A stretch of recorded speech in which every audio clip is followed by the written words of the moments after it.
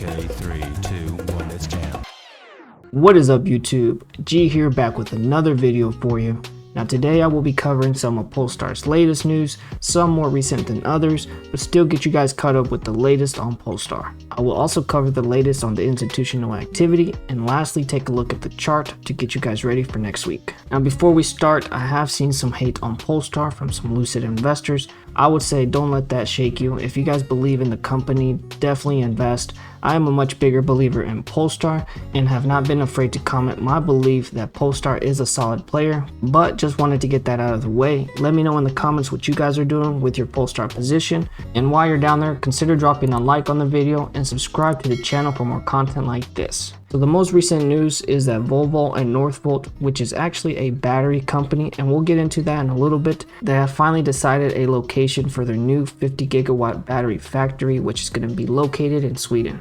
Today, Volvo and Northvolt announced plans to build the previously announced battery Gigafactory in Gothenburg, Sweden, and also hired a Tesla executive to start leading the new plant. Once it's fully up and running, they will have an annual capacity of up to 50 gigawatts to support the production of 500,000 electric vehicles per year, with operations to begin by 2025. So if you haven't heard of Northvolt, they're actually a battery startup founded by two former Tesla executives, and they actually also worked on Tesla's first Gigafactory in Nevada. So the company plans on recreating this Gigafactory concept of having a giant battery factory which is going to produce gigawatt power for tons of electric vehicles. And so they already received backings from Volkswagen, and then also last year they added Volvo to the list, and so they have plans with Volvo to create a new battery factory in Europe. And so that's what we're actually going to be talking about in a little bit, and what that has to do with Polestar. As for the progress and development of Northvolt, they actually announced back in December that they did start their batteries in one of its first gigafactories. So this does give Northvolt some lending credibility, but also it made them the first European company to design and manufacture a battery in Europe. And so as of right now, Northvolt does have 3 locations with 2 additional ones in Germany and Poland. And so today's news, Volvo and Northvolt actually just confirmed that they are going to move forward with their plans in creating this gigafactory in Gothenburg, Sweden.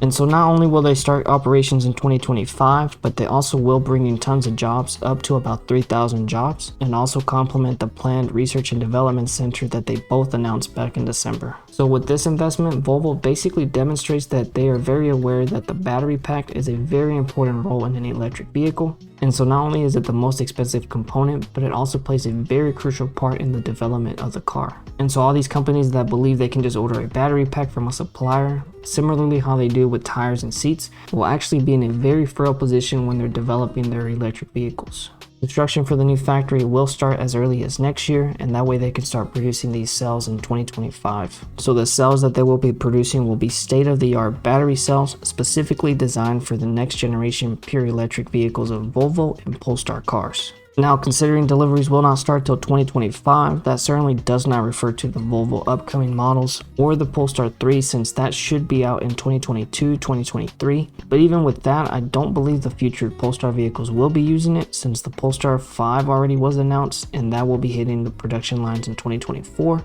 I'm guessing that Polestar will have later models after the P5, or Northvolt could be designing these battery cells with the Polestar models in mind. And so for production down the line, they can just switch out the old Polestar battery packs and switch them with these new Northvolt battery cells.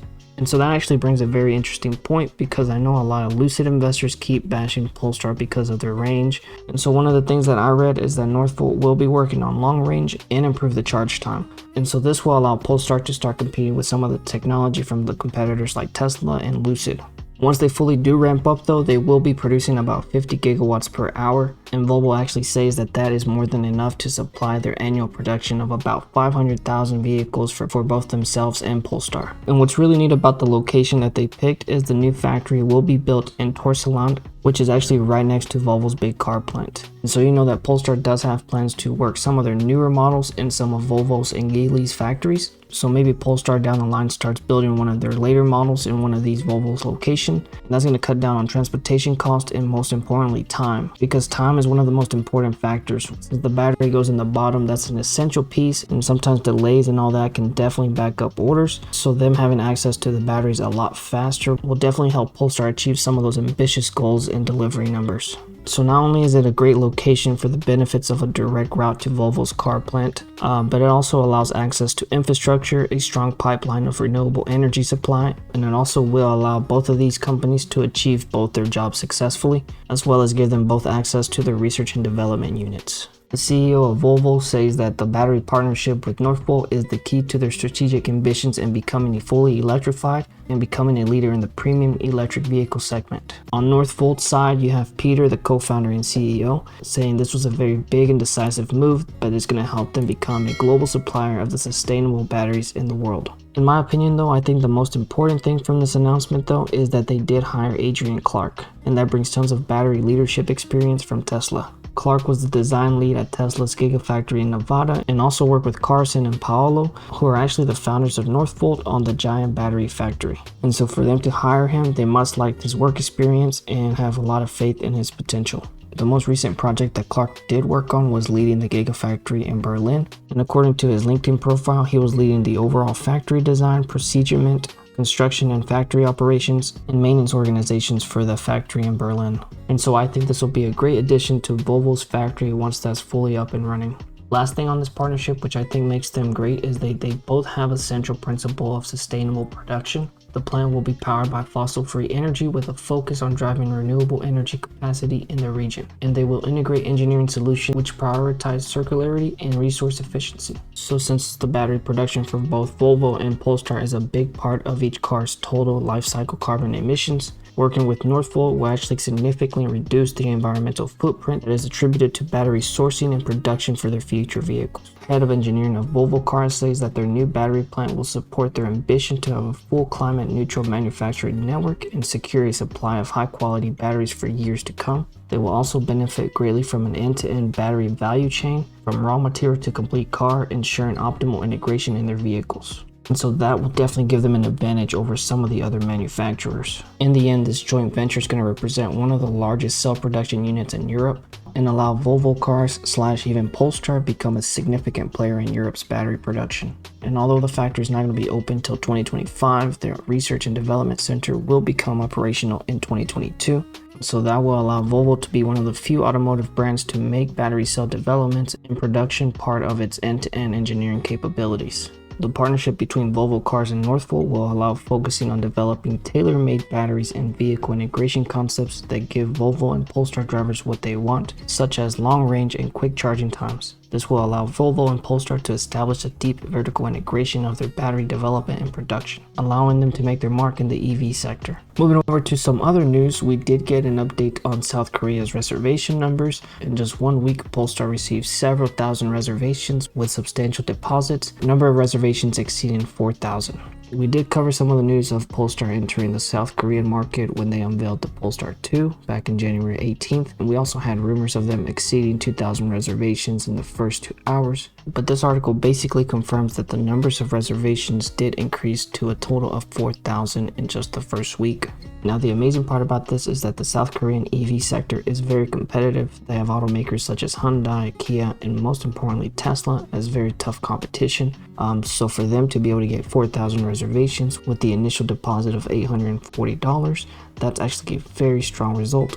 And of course, these 4,000 units sold in South Korea will be an important contribution to their 2022 numbers, which they project to be over 65,000. So for them to knock out 4,000 off in 1 week, that is very bullish in my opinion. Some of you may have already heard about this update, but wanted to share it with some of the viewers that still had not got this update. The last thing I want to share with you guys before we move over to the institutional activity is that there was a Polestar spotted at the Googleplex, that is Google's headquarters in Mount View, California. And so there was an Instagram post where they wrote Google's Android Automotive operating system was specifically designed for electric vehicles and Polestar is the first to have it. And so that actually got me a little curious to see if there is any new news related to Google and Polestar. And I actually found this. It says more big apps are coming to the Android Automotive. Google is committed to continue improving the platform to be able to keep users connected while driving and add many ways to expand the experience beyond the small screen of a mobile device. So don't want to spend too much time on this, but you can see Polestar is ahead of other automakers. They're one of the few vehicles with this operating system,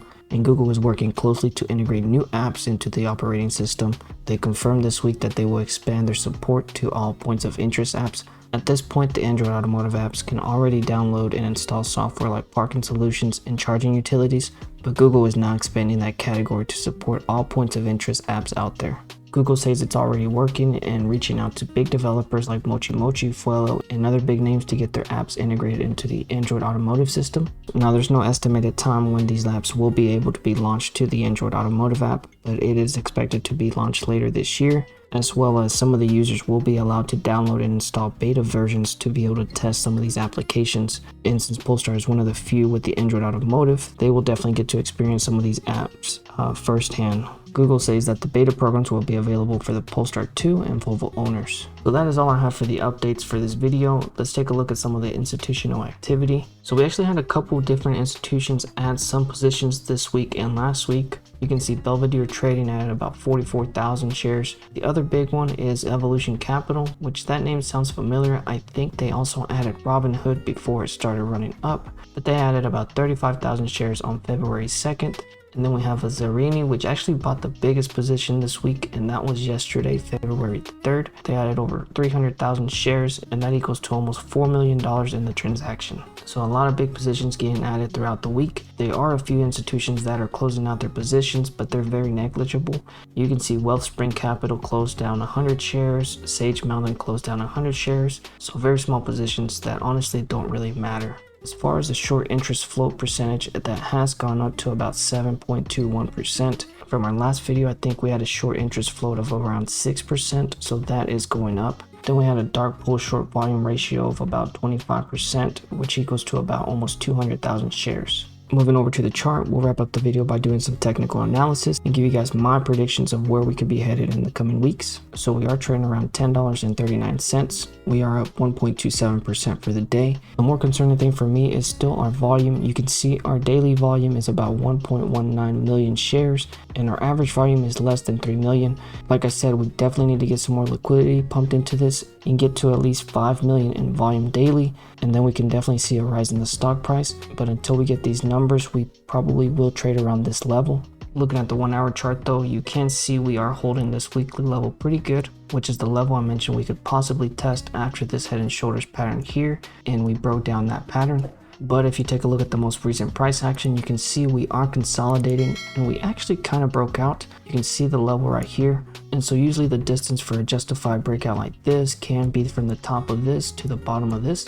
And so what I did was actually measure the distance from the top of this candle to the bottom of the support, and I copied it over to the breakout. So if we can hold this weekly level on Monday, I could expect us to retest the monthly level around $10.50. And then after that, we can work our way up to this next supply zone right here. And that'll probably be our next big resistance. As you can see, it kind of lines up to our monthly level over here, which is around $10.80. And so in my opinion, I do expect us to retouch those levels. If we can break through $10.50, then we can definitely come back up to this resistance. Clearing all that and moving to the daily time frame, you can see we have been trading around this price range here, slowly consolidating, and you can see the RSI is about to cross the moving average as well. So if we can get some volume to kick in like this, then we can definitely start seeing some bigger moves. As you can see, the last time we were above the moving average, we did have a nice move up. So for the most part, every time we do cross above the moving average, we do have a nice pickup in volume. And with the most recent consolidation, I do expect us to have a nice volume kick up and possibly retest 1080. But do keep in mind that this is going to be a very strong resistance. We've had a lot of consolidation around this level here, so this will definitely be a very strong resistance at $11.08. In my opinion, I don't expect us to break this resistance in the first time. In my opinion, with a strong index and some strong volume, we can break out to $11, come back down, retest this level here, and then break out to higher highs. But that is what I see in the chart, guys. Definitely not financial advice. Definitely do your own research and analyze the chart on your own time. That about is going to wrap up the video for today. Hopefully you guys found this helpful. If you did, make sure to smash the like button. Consider subscribing to the channel for more videos like this. Also, don't forget to comment down below what you guys are doing with your Polestar position. Hope you guys have a great day. I will see you guys in the next video, and as always, keep moving forward.